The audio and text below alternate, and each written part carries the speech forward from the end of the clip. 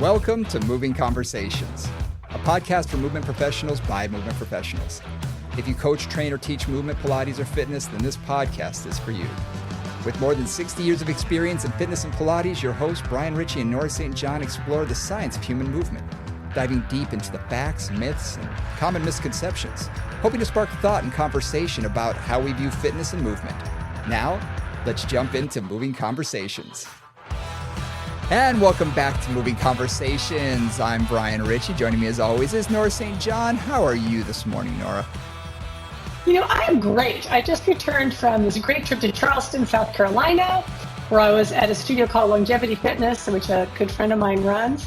And I was really reminded, and that's sort of where the topic for this week comes in, actually. I was reminded of that wonderful mix of Pilates and fitness and thinking about where the two come together. It's got a facility that has a lot of great Pilates, some group exercise rooms, and some really beautiful, fully equipped personal training rooms. And I was just, again, really thinking about how do all the elements of fitness, all the modalities of fitness come together? And that's kind of what I wanted to talk to you about today. So let's get into it. Awesome. Yeah, it's for so many years, it seems that Pilates lived on its own island. Yoga lived on its own island. Fitness lived on its own island. And even in fitness, we had group exercise on its island and personal training on its own island. And everybody sort of, never the two shall meet. Everything was always separate. And over the years, we saw more group exercise instructors become personal trainers and vice versa and things of that nature. So those sort of melded together. But there's still a disconnect between Pilates and fitness in a lot of people's minds that, oh, you do Pilates. Okay. Or you're one of those fitness people, aren't you? And it's like, wait a minute. Truthfully, it's all about movement. It's all about movement. And one of the things that since I've spent so much time in the Pilates world and teaching Pilates teachers and thinking about this, one of the things that was important to me was understanding what the strengths and the weaknesses are of various different modalities in fitness, whether it's Pilates or yoga or fascial stretch therapy or HIIT or group exercise. Like what are the different ways a body can move and can participate in fitness, and where do they fit in terms of creating a well-rounded fitness program or meeting the needs of the client in front of you? And that's the whole thing. It's the client in front of you. It's their goals and objectives, not yours. Because all of these, technically, in my mind, have always been tools. Yes. Whether you're using a bicycle, a reformer, a cable machine, a tube, whatever it is, those are tools. Well, beyond that, how you use them is also a tool. Whether you apply Pilates methods, whether you do, certain things that I teach for low back methods or whatever, they're all just methods. And they all are going toward that client's goal. And applying the wrong method is not going to be advantageous to that client. In fact, can possibly, detour them or, halt them from progress.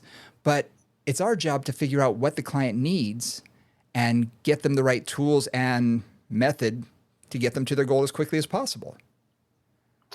And that isn't always, just to define pointers, that isn't always the methods that you know. Right. Well, like I've had many clients over the years where I said, hey, I can do this for you, but if these are your goals, you should also go see this person, a body worker or a chiropractor or a personal trainer or a strength and conditioning coach, because there are other things that you want to do that I'm not going to be able to fulfill those particular things for you, a tennis pro or whatever. And so there's that. There's also, and I want to say this really clearly,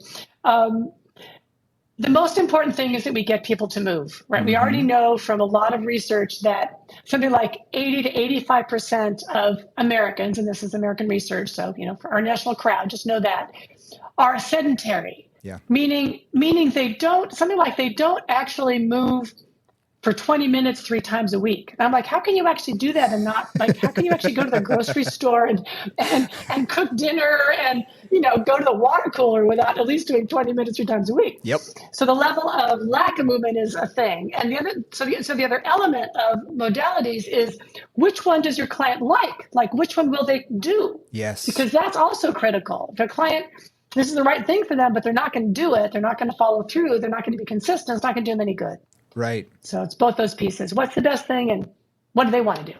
Absolutely. I mean, we've talked about this before. Consistency is always the key to making any type of goal a reality. You're not going to lift weights one time and suddenly be strong. You're not going to do Pilates or flexibility or anything one time and suddenly, be able to achieve your goals. It's not going to work whatsoever. Right. So consistency really is the key. And you're absolutely right. I've had clients who gravitate toward Pilates because as they tell me, oh, I feel like I can relax. It feels a lot more gentle. I don't feel like it's as intense as weight training. And so for them, maybe they are a high pressure job. They have so much intensity in their life and kids and husband and wife and, job stresses and whatever that they need to have an hour where the music is down. The lights may be lower in the room where they're lying down, using the reformer, something that feels very gentle for them. And that really sort of sets their central nervous system on pause for a moment. Right. So for that, it works for that client. That's their goal. Right. Because their goal is they need a space of peace in their life because the rest of their life is crazy. Yep. We live in Washington, D.C. I live in Sacramento. Sometimes our clients and the people that we work with have lives that are quite stressful. Oh, yeah. We'll put it bluntly. Oh, yeah, absolutely. And others hate the thought of doing something on the reformer or the mat table or whatnot because being slow and quiet. Oh my gosh, they want you have them do 2 exercises when they're not jumping around moving and they're going crazy and it's like what's the, and it's like no, take your time, it's okay, but you have to match the client with the activity, and that's really important. That's really important. Absolutely. Let's break this down a second. Let's take a look at the 2 modalities. And sort of do a compare and contrast, because I find that there are strengths and weaknesses to both. Yep. And I've told this to clients before. I love both. I mean, obviously I work with Balanced Body and I'm a fitness guy at the same time. I believe that both can be so beneficial, but for the right client at the right time. Yeah, absolutely. So so in your own thoughts, what are the strengths behind Pilates? I want to take one step back before I answer that, because, one of the things that I like to start with is the American College of Sports Medicine put out this white paper on what a well-rounded workout for healthy adults should include. And I just think these are interesting guidelines. So I'm going to start with those guidelines and then kind of address those a bit as we go forward. Sounds good. So their guidelines are resistance training for all major muscle groups 2 to 3 times a week. Okay. Neuromotor training, meaning agility, balance, coordination, 2 to 3 days a week. Dynamic flexibility, 2 days a week. And then cardiorespiratory training, either moderate intensity, 150 minutes a week, or high intensity, 75 minutes a week. I'm tired just listening to that. Yeah, well, there you go. You're basically in the gym at least 3 days a week. At least. Right? At least. And maybe exactly. So I kind of look at that and go, well, now can I combine some of those things? Exactly. Is that possible? So a couple of things. I just think about that too, just as categories. Like, what are we looking for in terms of fitness? Sure. What are the categories of fitness?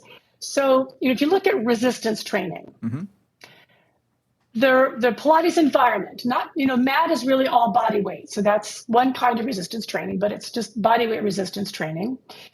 The reformer, the trap table, the chair, all the pieces with springs, those have an ability to progress resistance or decrease resistance for a wide variety of exercises and a wide variety of vectors, angles, muscle targeting, all that stuff. So you've got a lot of ways to address a certain level of resistance training in the Pilates environment. Now, that being said, because it's spring resistance to some extent, and because, like for example, on the reformer, it's a potentially unstable surface as you're changing the resistance by moving the straps and the springs.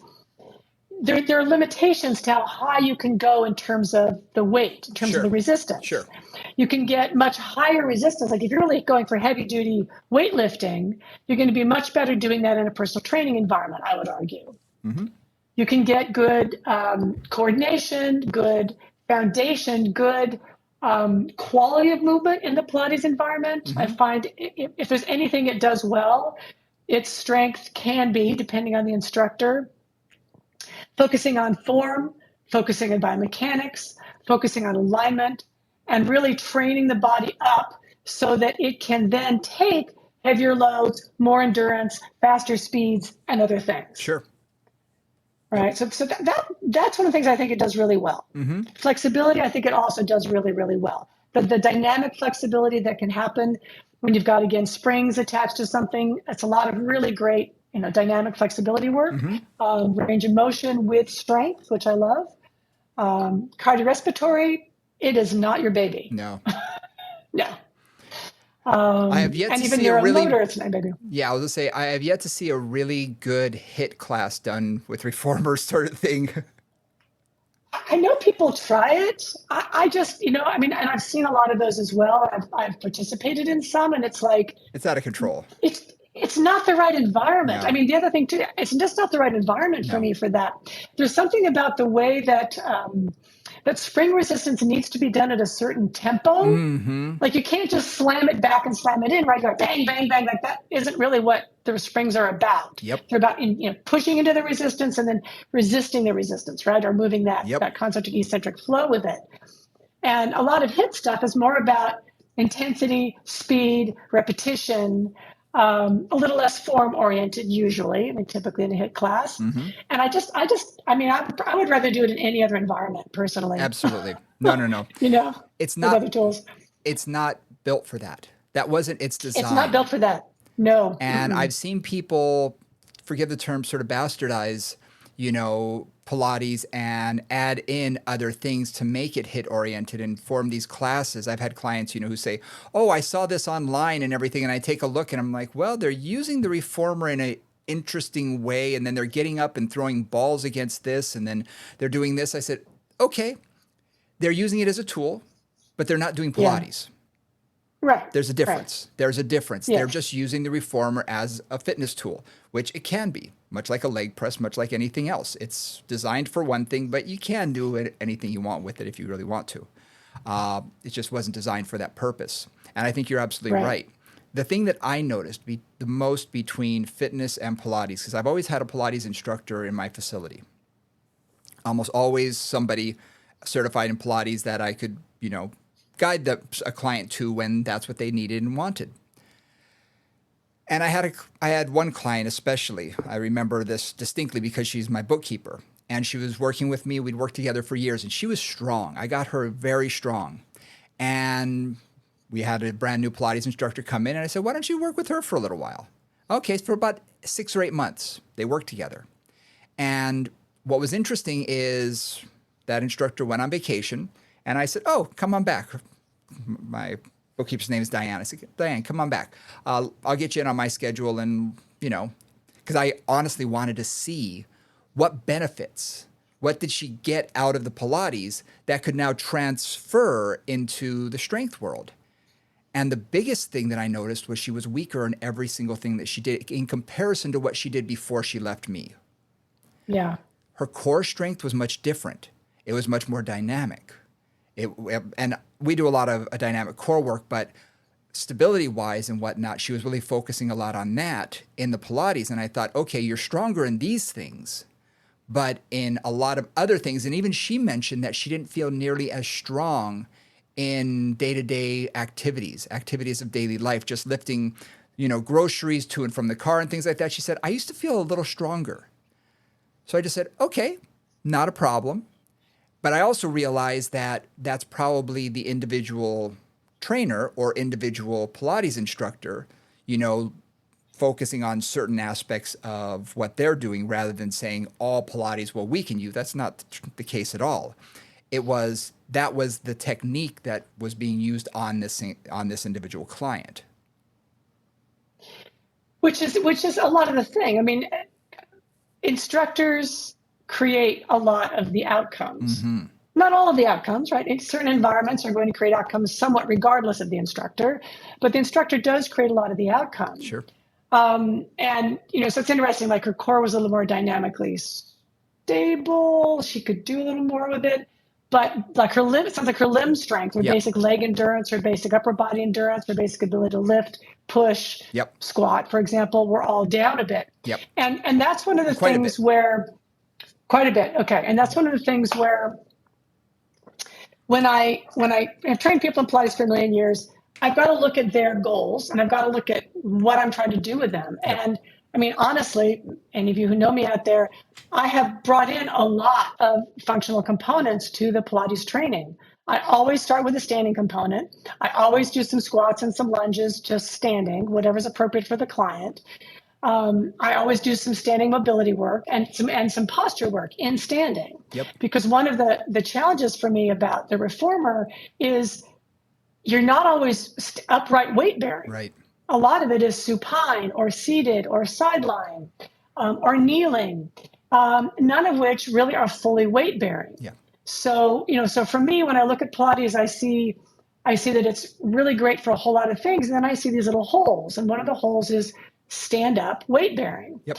Now, one of the things that I love is that a lot of evolved Pilates, if you will, a lot of our Pilates has evolved too.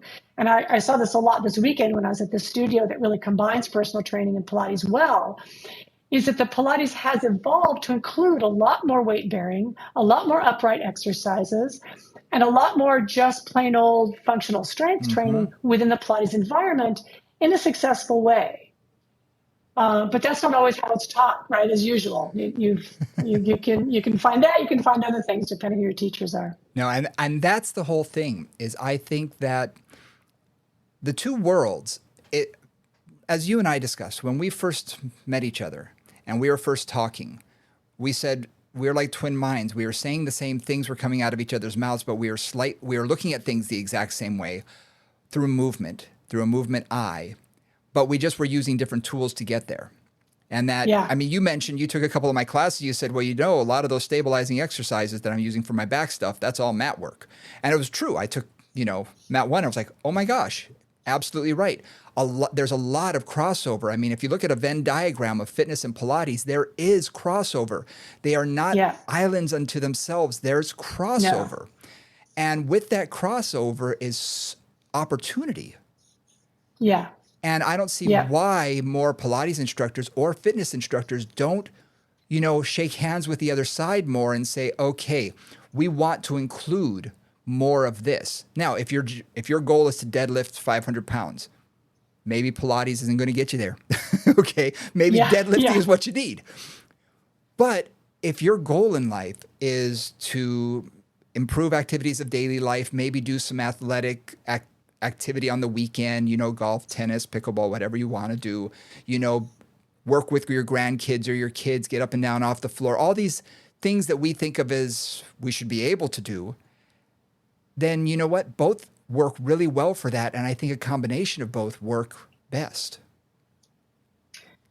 One of the things that I think about a lot when I think about this topic is when I was first starting in Pilates over 30 years ago, I was working at the Center for Sports Medicine in St. Francis Hospital in San Francisco. I was working in the dance medicine department. So what was interesting about that, and what I think relates a bit to where Pilates is going for a long time, is many of the people that came in were already high-level dancers. Mm-hmm. So they're dancing, they're doing weight-bearing, standing, functional moves 10, 15, 20 hours a week. And they're coming to Pilates to refine those skills. Mm-hmm. Not to develop those skills, right? And that's a different thing. It's like, high-level athlete comes in to refine their throw. That's you're working on the edges. You're not creating fundamental fitness. Right. And so a lot of what we're doing was not creating fundamental fitness, but basically kind of refining stuff that they were already doing, their fundamental fitness in another environment. Yep. right? So a lot of, particularly at St. Francis, and the sort of path that I took into that was more rehab oriented and more corrective oriented, because a lot of who we were working with were already getting their fundamental fitness needs met in another environment.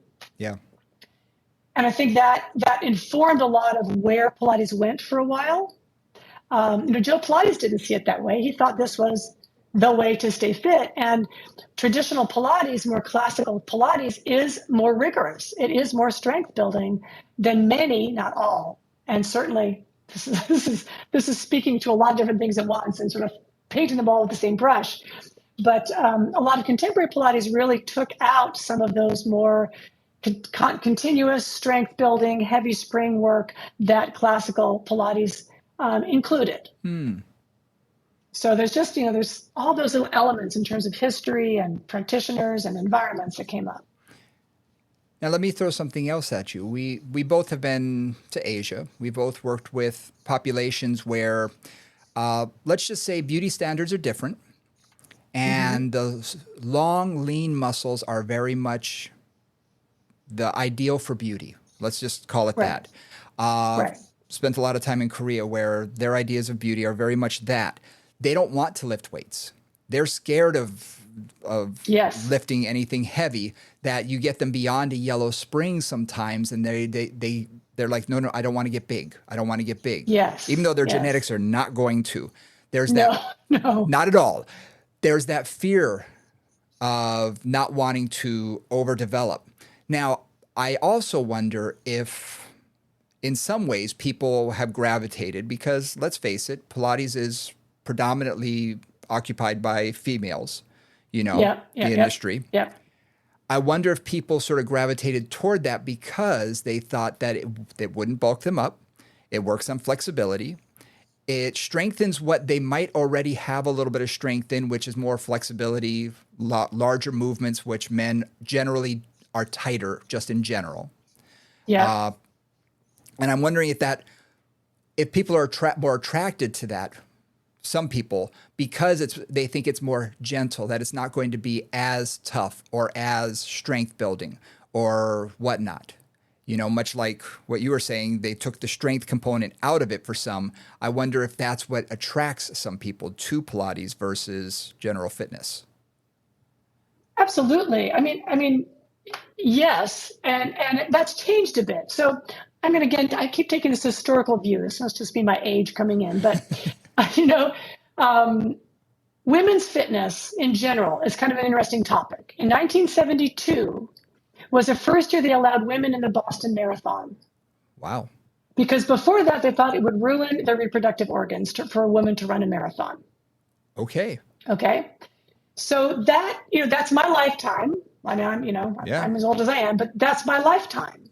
Then from there, it's like when I was in college. So that would be, 30 years ago, 40 years ago, Jane Fonda came in, and kind of that version of women's aerobics and women's fitness really started. There was a little bit of it in the 50s and the 60s and a bit in the 70s, but really it wasn't until the 80s and the 90s that women's fitness really became a thing.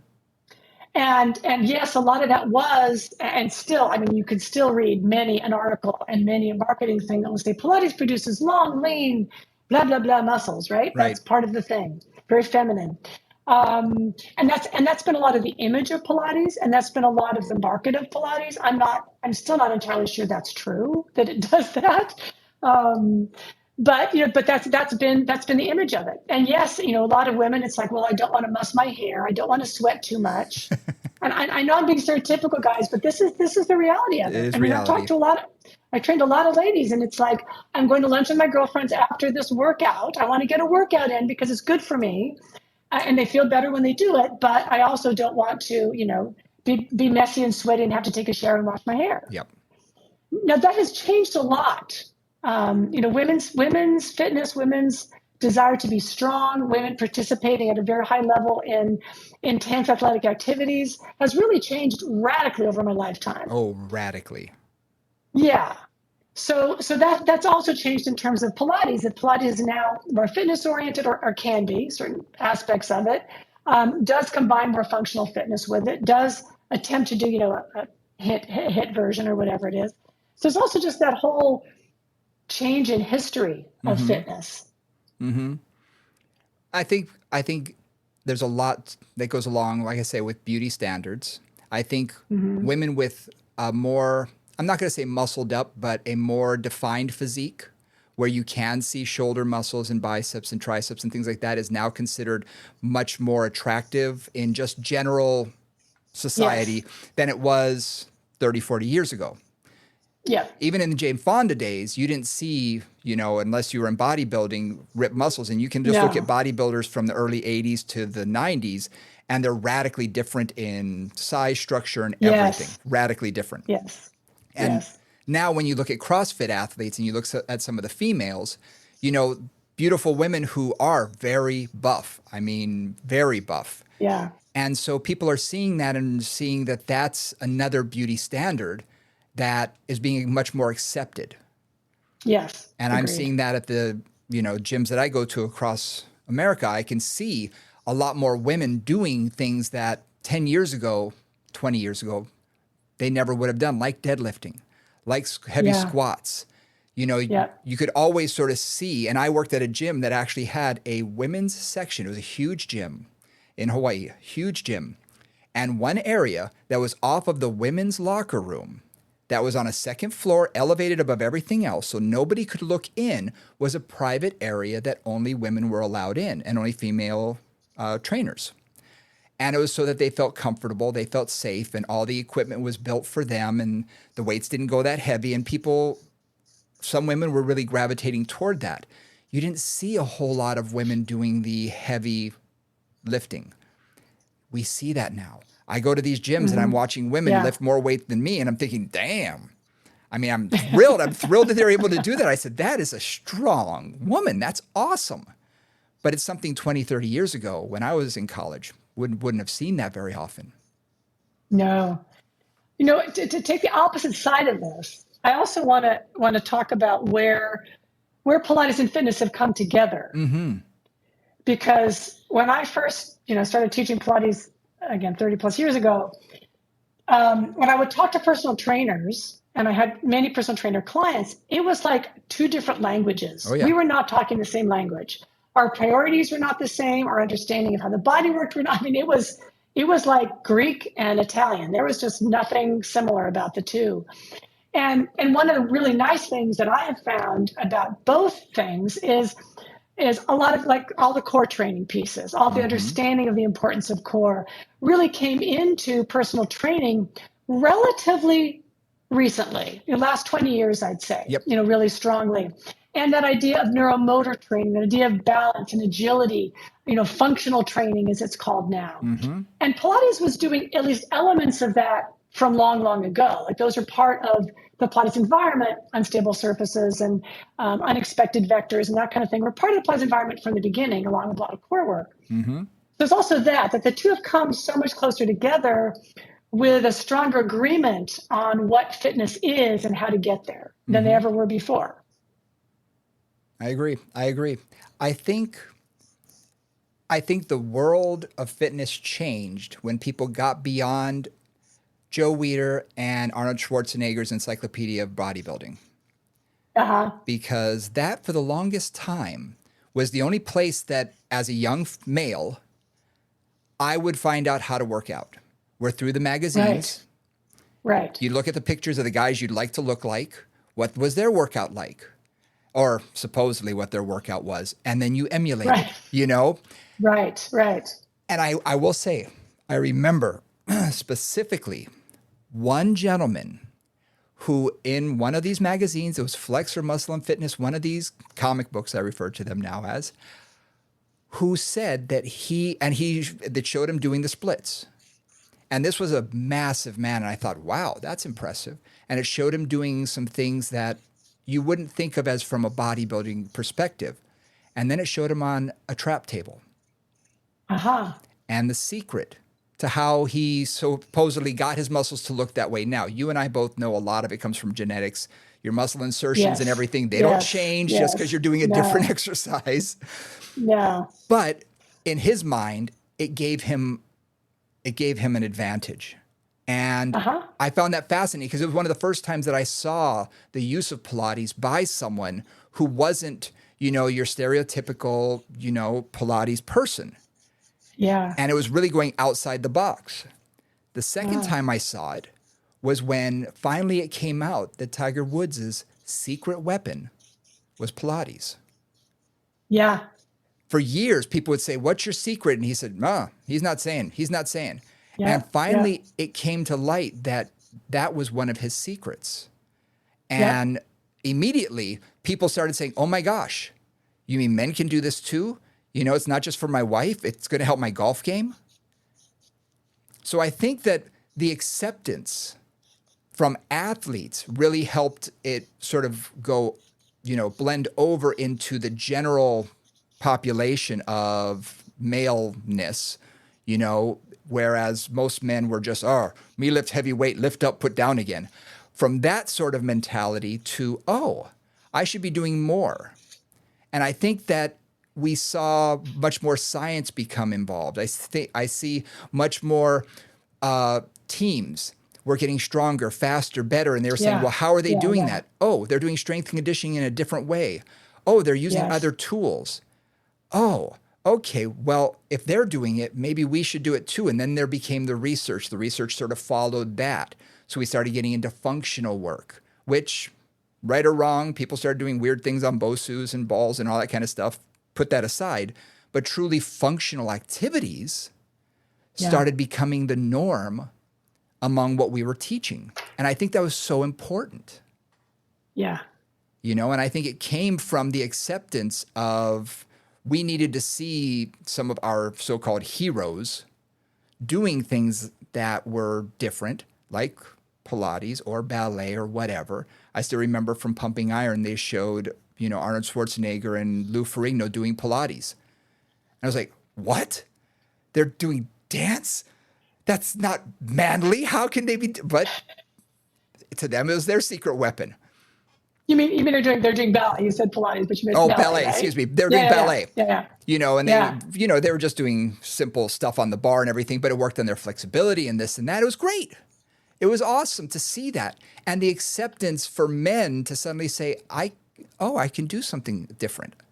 I don't have to just lift heavy objects. Where this conversation just went, which I think is really interesting, is this really remarkable dichotomy of men's fitness and women's fitness. And whether you believe in equality or whatever I don't care what your beliefs are, in terms of fitness, there are two very, women and men approach fitness very differently.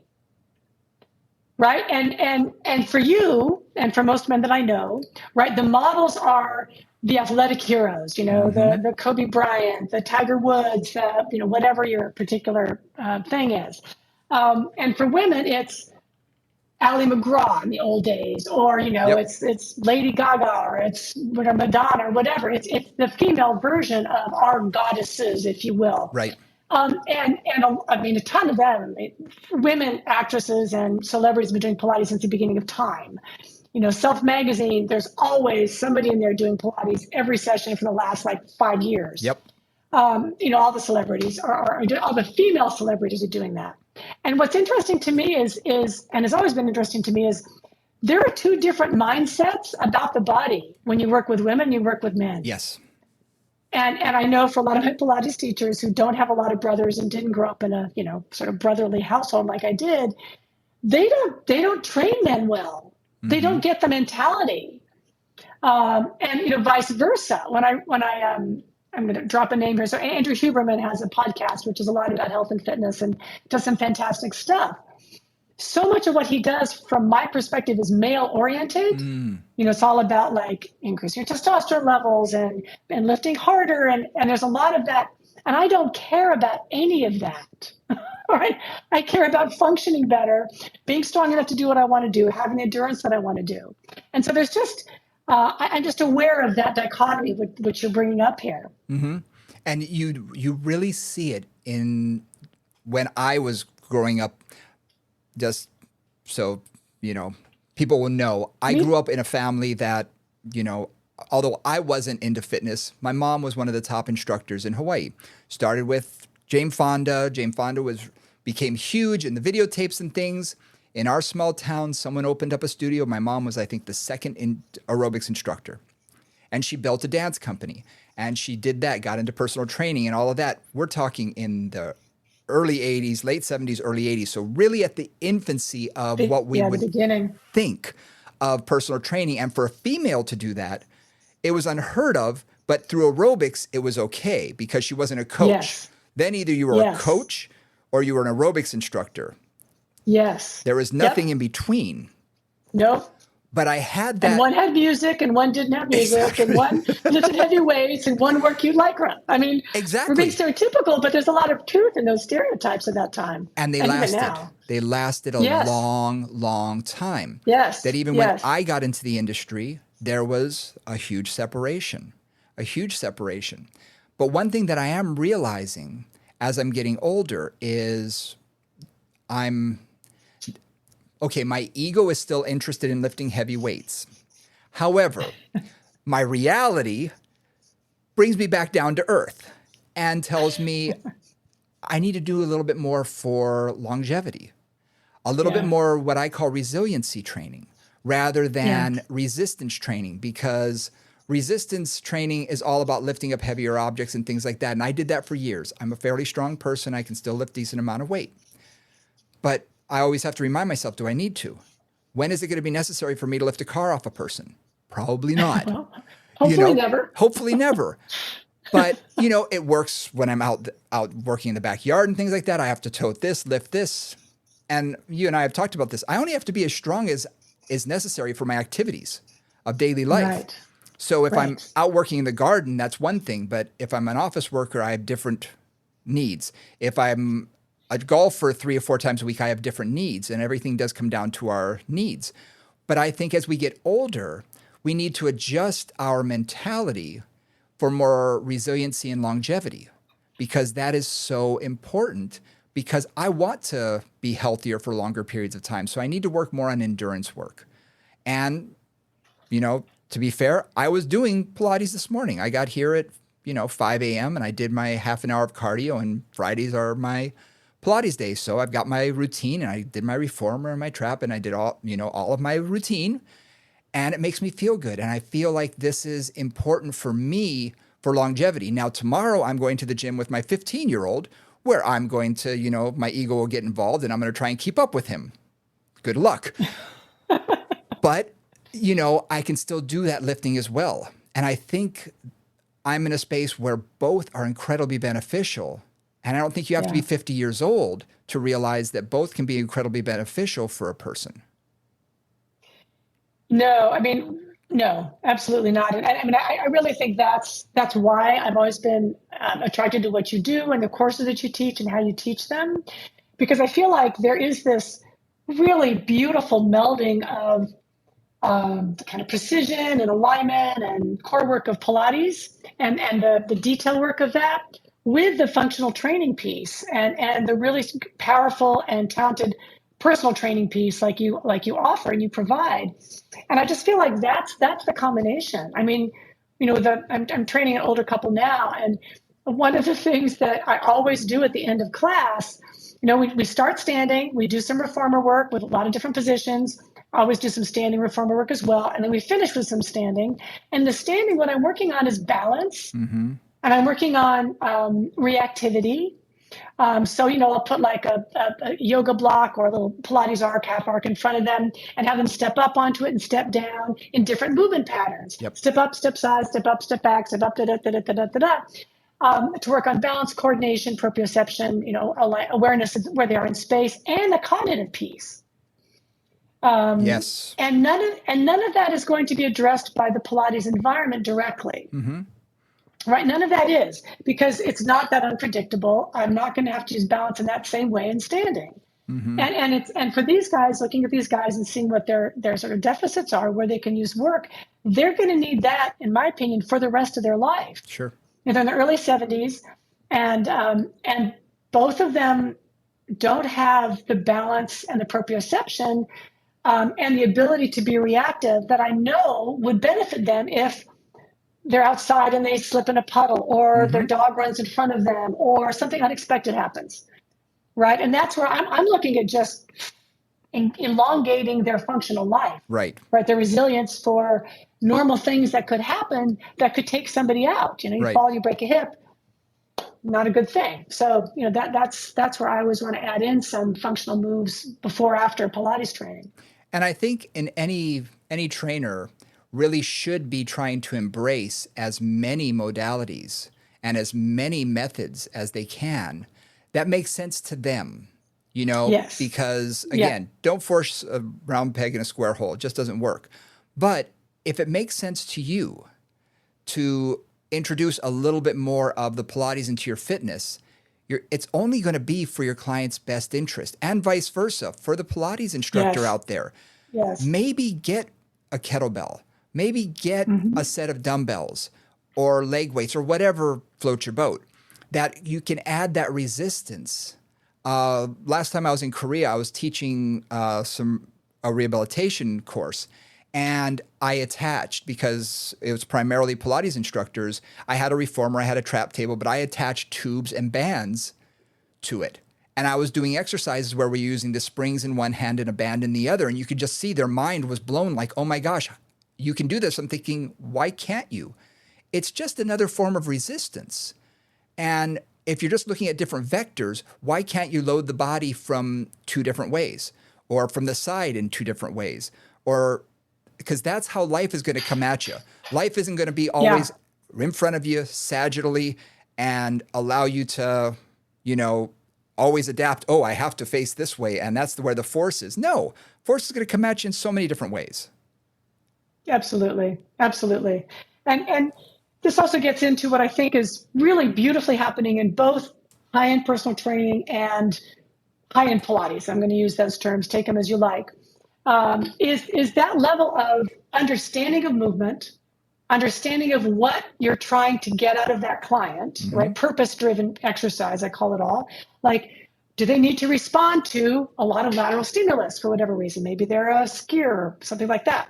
How am I going to get them to train with that goal in mind, right? How am I going to get those vectors stimulated? Or how am I going to emulate some of those exercises or some of those challenges they may face? And that's where I really feel like both of our worlds have just grown so much and become so rich. Again, at that higher end, at that more experienced end, where a good teacher can really take that and go, all right, this client needs to be able to do X. I'm going to put a spring here. I'm going to put a weight there. I'm going to give them a kettlebell, and they're going to do this move, which will help them to gain strength for that activity. Yep. Right. And that's the beautiful thing that I see happening, again, at the higher levels of both of these environments. And it's just fantastic to see. Yeah. I think allowing people to break out of their, I hate to use the word mold, but whatever their modality is, whatever their methodology is, if they're a Pilates instructor, fitness instructor, Group X, whatever it is, to break out and try something different and to do something different.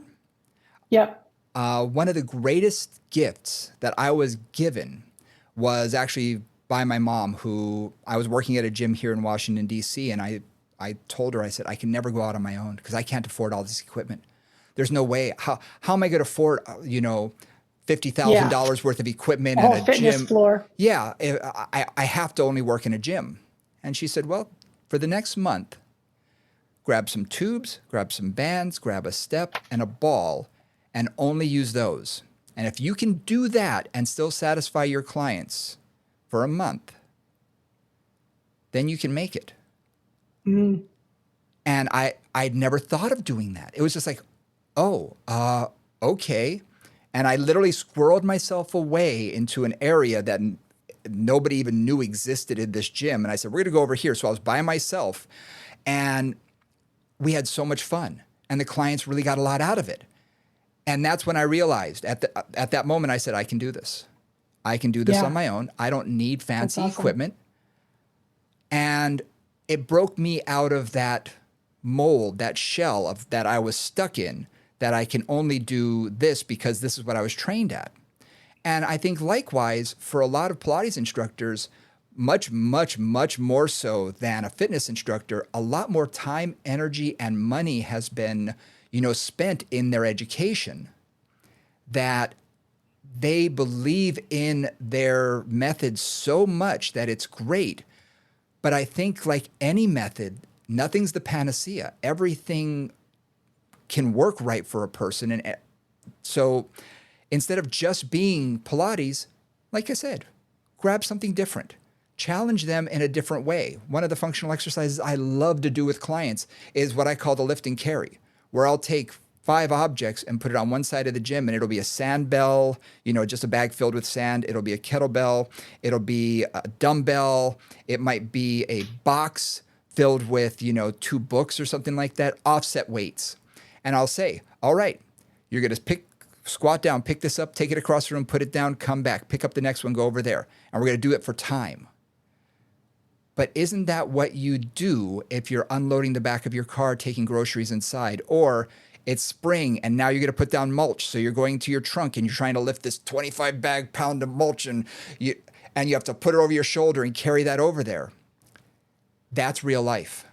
And just by introducing something simple, and I'll time them and I'll say, okay, well, I'm going to time you. And if I beat you, then you owe me, so they immediately sort of get geared up, and I say, but you have to have good form. So I let them do it. I say, okay, now we're going to time each other, and you try and make it fun as well. And I do this with my 60, 70, 80-year-olds.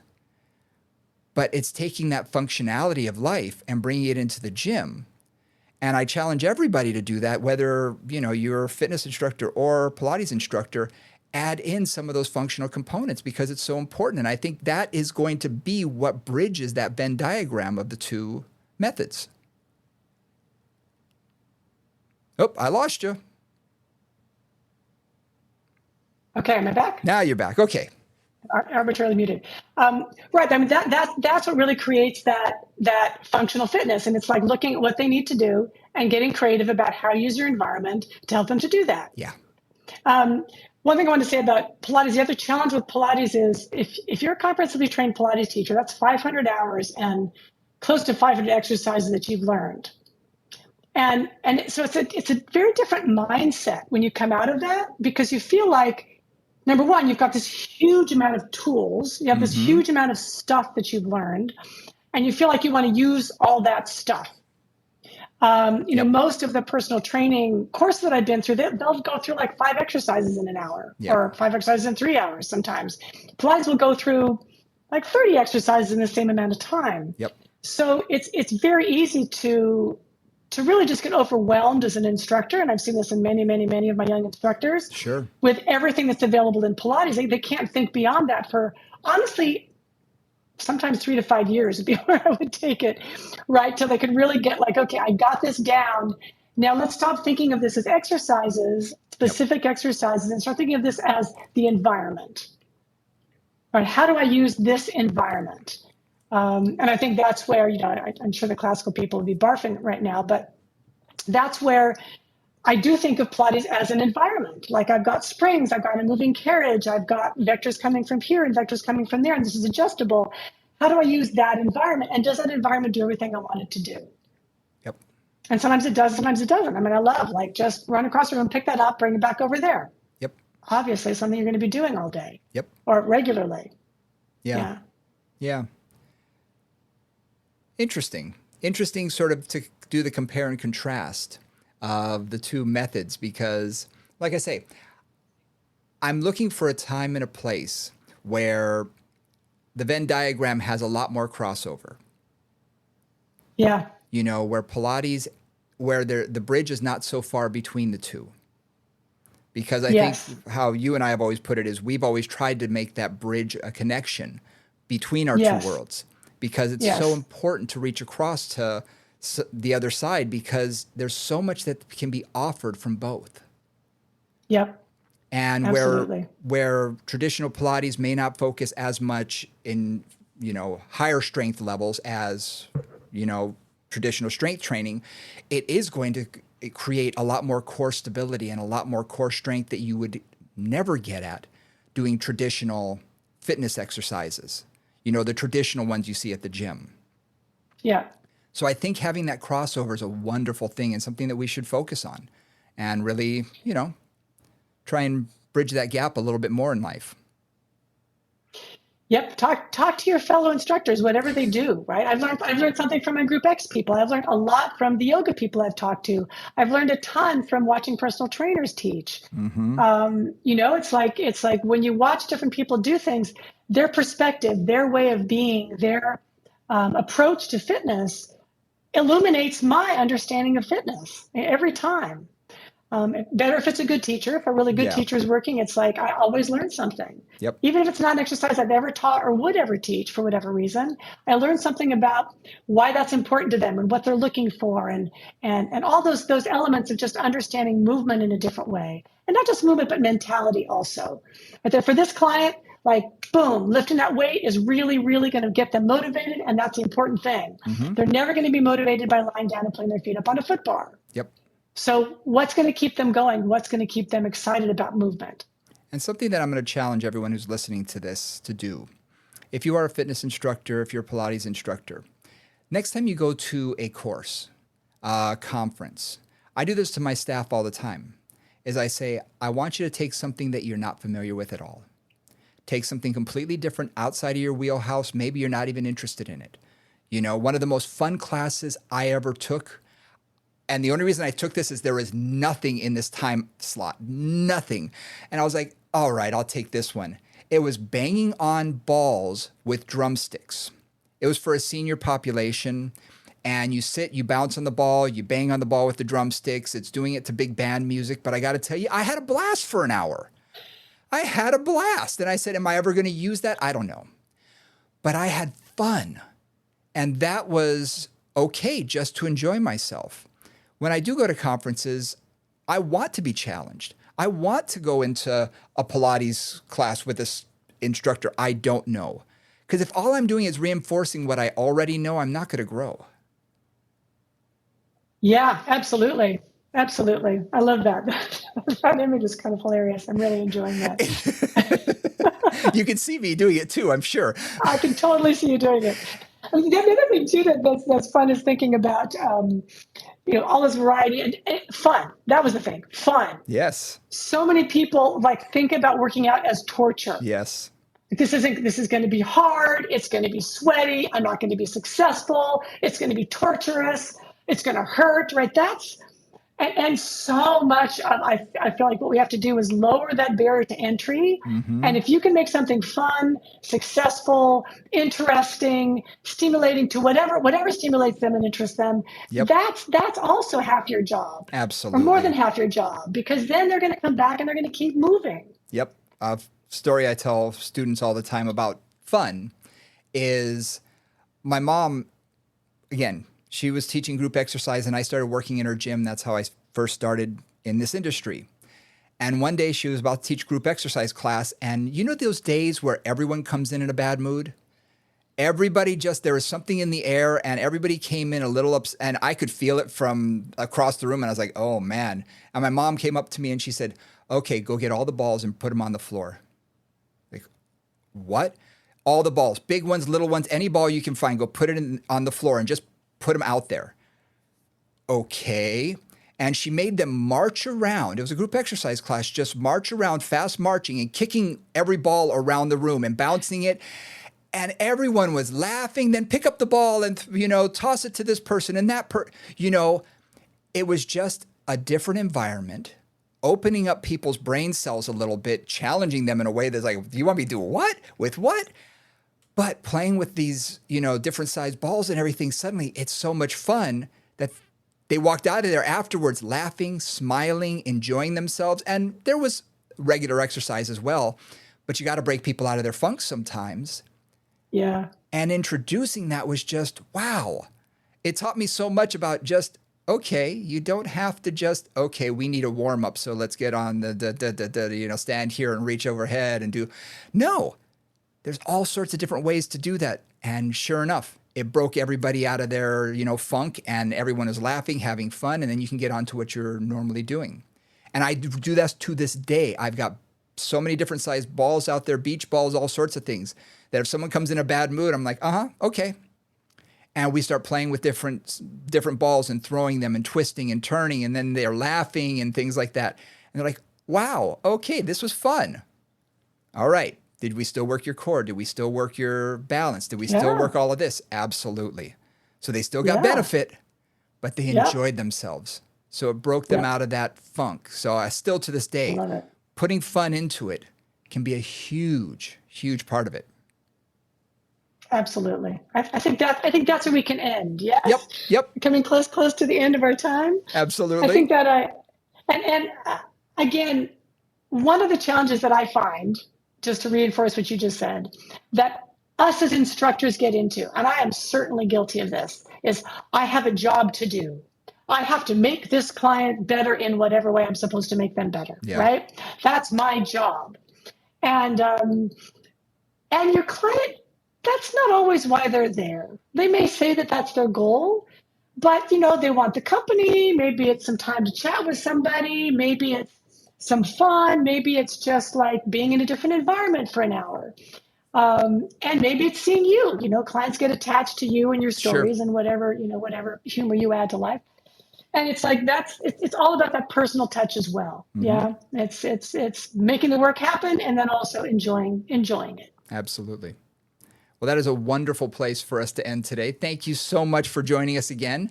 I had fun, learned a lot, reminded myself of, sometimes why I do this. And, especially the last 5 minutes talking a little bit more about fun, maybe we should focus on that this next week with my clients and see if I can turn up the fun notch a little bit and, break everybody out of there. Oh, we're starting the year off, school started, all this stuff again. So, yeah. I think that's a good place for us to end. You can catch us on our socials, Moving Combos on Instagram as well as on Facebook. And movingcombos@gmail.com is a great way to get in touch with us if you want to ask any questions or have a topic you'd like us to discuss. And hopefully we'll be coming out to see everybody in the near future at studios around the area. And keep an eye on Instagram, gang. Our Anatom Minis are going to be launching soon, so keep an eye out. Thanks, guys. We'll see you next time. Bye-bye.